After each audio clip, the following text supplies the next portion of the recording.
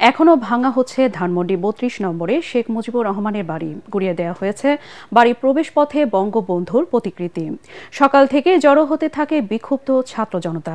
অসংখ্য মানুষের উপস্থিতিতে এক্সক্যাভেটর দিয়ে গুড়িয়ে দেওয়া হচ্ছে বাড়িটি। এ সময় কেউ কেউ বাড়ির বিভিন্ন জিনিসপত্র নিয়ে যায়। লাইব্রেরি থেকে সরিয়ে ফেলা হয় বিভিন্ন ধরনের বই। এ সময় স্বৈরাচারী আওয়ামী লীগ স্বৈরশাসক হাসিনা মুজিববাদের বিরুদ্ধে নানা স্লোগান দেয় বিক্ষুব্ধ জনতা। সতর্ক করেন, স্বৈরাচারের আস্তানা এদেশে আর থাকবে না। আগামীতে আর কেউ যেন দুঃশাসন করতে না পারে সেই হুঁশিয়ারিও দেয় আন্দোলনকারীরা। এরই মধ্যে বাড়িটির প্রায় অর্ধেক ভেঙে ফেলা হয়েছে। তবে এ সময় সেখানে আইনশৃঙ্খলা রক্ষাকারী বাহিনীর সদস্যদের উপস্থিতি দেখা যায়নি।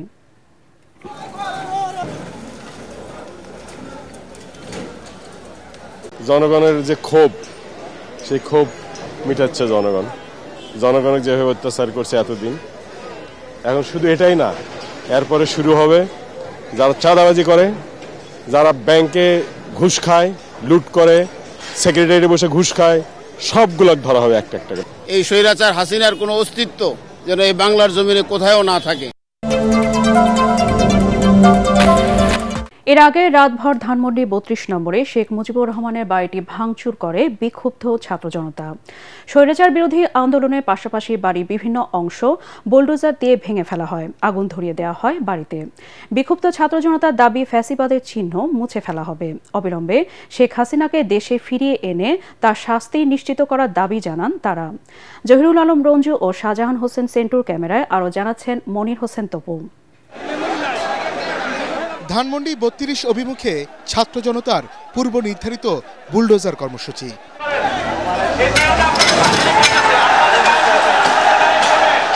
গুড়িয়ে দেওয়া হয় শেখ মুজিবুর রহমানের বাড়ির বেশ কিছু অংশ।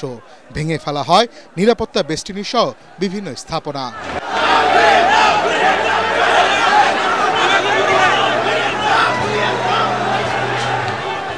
৫ আগস্টের পর দ্বিতীয় দফায় আগুন দেয়া হয় ধানমন্ডি ৩২-এর এই ভবনটিতে।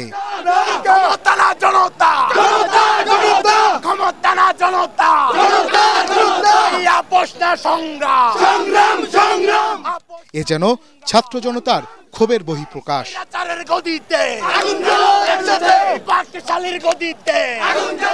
পূর্বঘোষিত কর্মসূচি অনুযায়ী সন্ধ্যার পর থেকে দলে দলে এখানে জড়ো হয় আন্দোলনকারী ছাত্র জনতা। অগণিত মানুষের ভিড়ে স্লোগানে স্লোগানে মুখরিত হয়ে ওঠে পুরো এলাকা।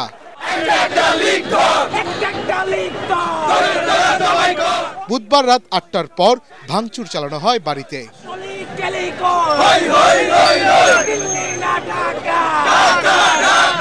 ৩২ নম্বরের এই বাড়িটির প্রবেশমুখের স্থাপিত শেখ মুজিবুর রহমানের মুরালটি ভেঙে ফেলা হয়, আগুন লাগিয়ে দেওয়া হয় ভবনে, খুলে ফেলা হয় ইট।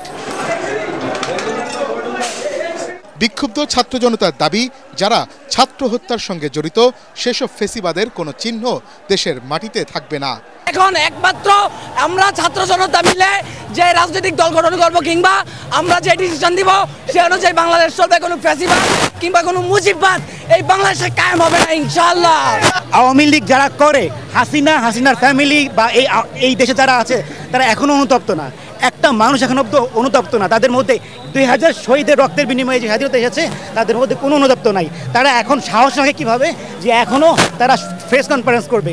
আমি অবাক হয়ে যাই। অবিলম্বে দেশে ফিরিয়ে এনে শেখ হাসিনার শাস্তি নিশ্চিতের দাবিও জানান তারা।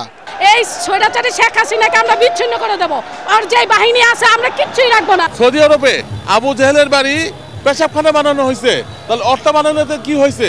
অর্থ পেশাবখানা করা হবে, ঠিক নাকি? একই সাথে সারা দেশে শেখ হাসিনার স্বজনদের বাড়ি ও বিভিন্ন স্থাপনায় বুলডোজার কর্মসূচি পালন করে বিপ্লবী ছাত্র জনতা।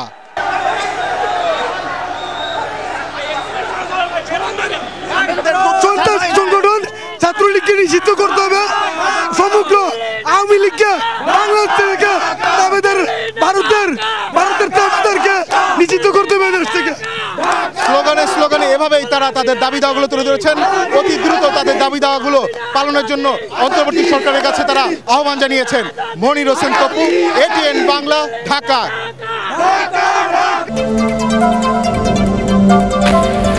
এদিকে দেশের বিভিন্ন জেলায় শেখ হাসিনার স্বজন ও আওয়ামী লীগ নেতাদের বাড়িঘর ভাঙচুর করেছে বিক্ষুব্ধ ছাত্র জনতা। ভেঙে ফেলা হয়েছে শেখ মুজিবুর রহমানের মুরাল, কিছু কিছু জায়গায় দেয়া হয়েছে আগুন, তবে এতে হতাহতের কোনো খবর পাওয়া যায়নি। আমাদের প্রতিনিধিদের পাঠানো তথ্য ও ছবি নিয়ে আরও জানাচ্ছেন আশিকুর রহমান। পূর্বঘোষিত কর্মসূচি অনুযায়ী বুধবার রাত 12টার দিকে বিক্ষোভ মিছিল নিয়ে বরিশালের কালীবাড়ি রোডে সাবেক সিটি মেয়র শেরনিয়াবাদ সাদিক আবদুল্লার বাসভবনের সামনে যায় বিক্ষুব্ধ ছাত্র জনতা। এ সময় সেখানে বিক্ষোভের পাশাপাশি ভাঙচুর করা হয় তার বাসভবন। পরে রাত 2টার দিকে ঝালকাঠি 2 আসনের সাবেক সংসদ সদস্য ও আওয়ামী লীগের উপদেষ্টা মণ্ডলীর সদস্য আমির হোসেন আমুর বরিশালের বাসভবন ঘিরে ফেলে আন্দোলনকারীরা। পরে বুলডোজার দিয়ে ভাঙা হয় বাড়ির একাংশ। এ সময় ফ্যাসিবাদ বিরোধী স্লোগান দেয় বিক্ষুব্ধ জনতা। কুষ্টিয়া 3 আসনের সাবেক এমপি ও আওয়ামী লীগের যুগ্ম সাধারণ সম্পাদক মাহবুবুল আলম হানিফের বাড়িতে হামলা করে বিপ্লবী ছাত্র জনতা। নগরীর পিটিআই রোডের বাড়িটিতে ভাঙচুর চালায় তারা। এক পর্যায়ে আগুন ধরিয়ে দেয়া হয় বাড়িটিতে। খুলনায় শেখ হাসিনার চাচা শেখ আবু নাসিরের বাড়ি বুলডোজার দিয়ে গুড়িয়ে দেওয়া হয়েছে।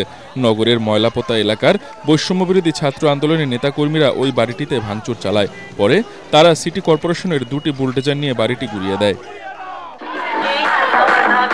আওয়ামী লীগের উপদেষ্টা পরিষদের সদস্য ও ভোলা 1 আসনের সাবেক সংসদ সদস্য তোফায়েল আহমেদের বাসভবনেও আগুন দিয়েছে বিক্ষুব্ধ ছাত্র জনতা।